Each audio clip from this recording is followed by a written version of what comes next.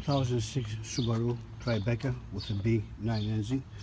I will do the head gaskets, and for now I'm going to just videotape on how to start removing the radiator, and this is about changing the radiator. So I put everything back temporarily, all those removed, so we'll make it easier for you and quick to learn it. So here you have the cover and the top, and here is where the air filter housing comes out. So you remove the clips, the old plastic clips, and this will come off. So then you're going to find it this type of setup. This is the radiator support. It has many screws, many bolts on it. They all have to be removed, and also have this type of brackets to hold the radiator simply. So remove that as well. And next one is the radiator support.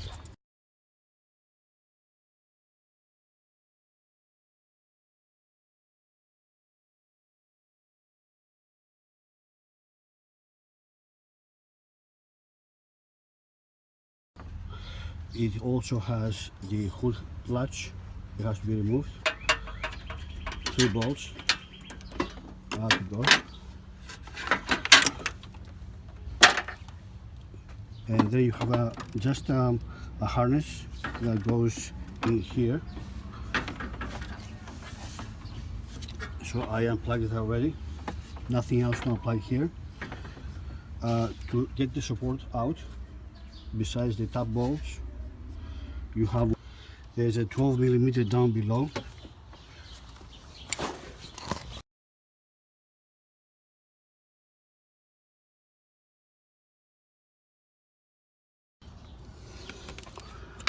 Right down here. So we're working on that.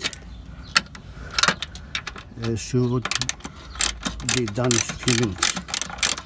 Inside, and that will come out. So now you have the radiator and the transmission cooler attached. They have a small bracket. You need 4 brackets, 10mm bolts. They have the one on the bottom, and so on. So 4 brackets. So once you separate the cooler, the only thing attached to the radiator now is the hoses for the coolant. It's one on the top, 2, and 1 on the bottom.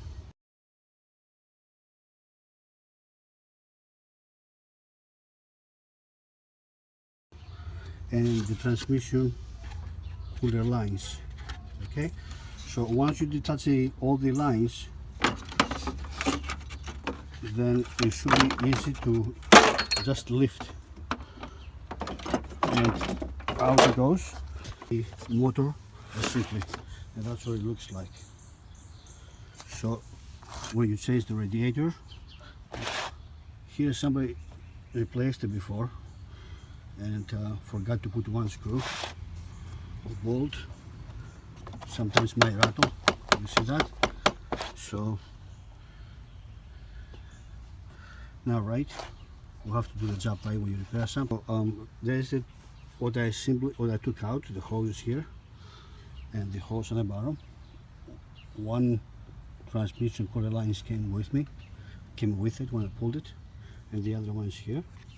So if you want this, disassemble it and change the radiator, just take the 10mm out of the 4 corners, and we'll separate it, and then put the new radiator in.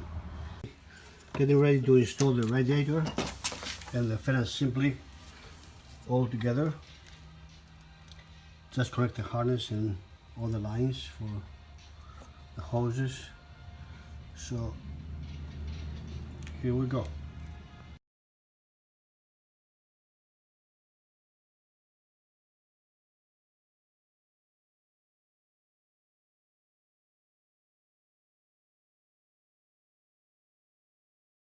Radiator is pretty simple.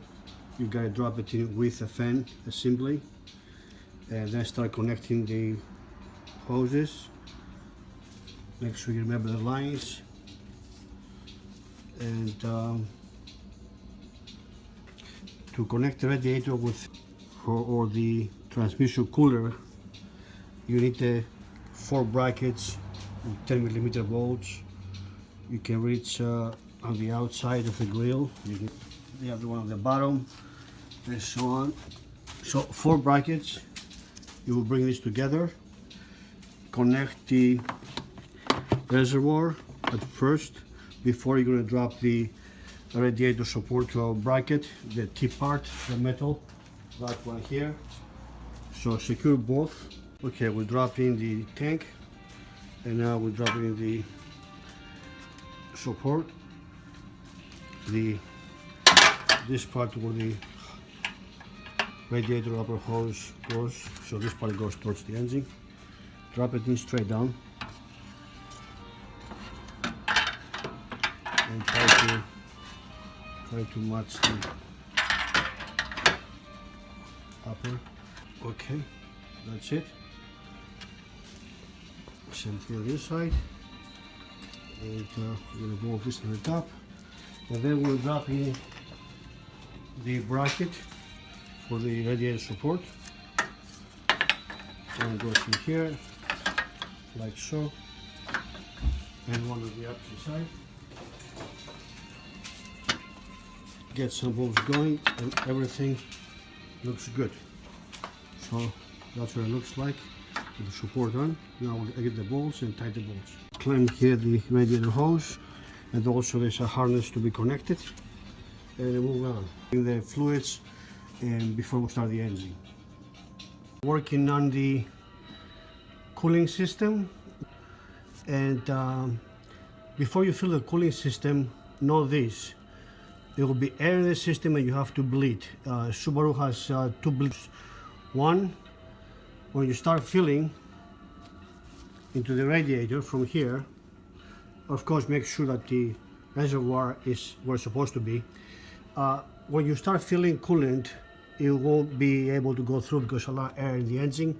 So in the back of the engine, where the heater core is and the 2 hoses go to the heater core, one of them has a valve on it. It looks like that right here.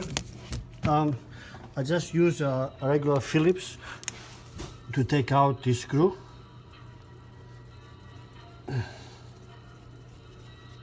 Okay, so that's what the screw looks like, and I will leave that open, and I will start filling the system. When it comes out from the back, from that location back there, I will put the screw back on, and then there will be another screw by the radiator. The radiator bleeding screw is on the top, on the passenger side, right here. I believe you can use a small ratchet. It will fit to open it. It's kind of square. So we'll work on that as well. So right now we're going to pour the coolant in and wait till it comes out from that side.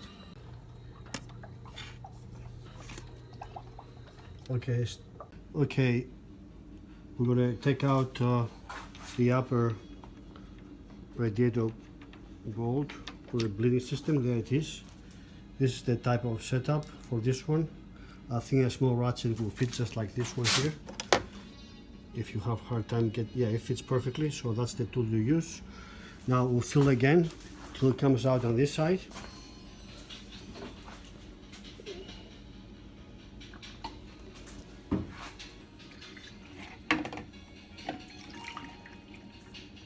I will need both of my hands to do this.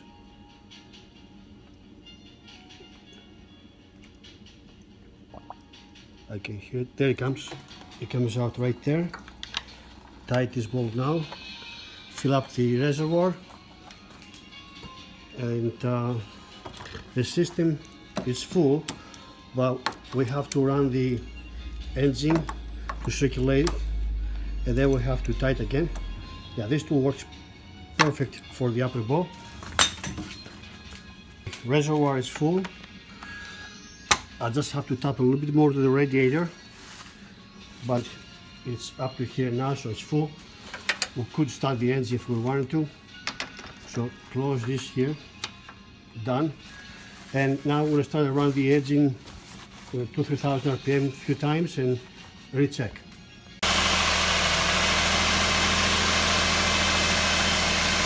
Okay, the engine runs. Because we drain the coolant, we have to follow procedure and shut it down, check out for coolant, start engine again, and run for about 1500 to 2000 RPM until the fan kicks on or the thermostat opens. The Subaru Tribeca complete. Everything is back where it should be. The car runs excellent.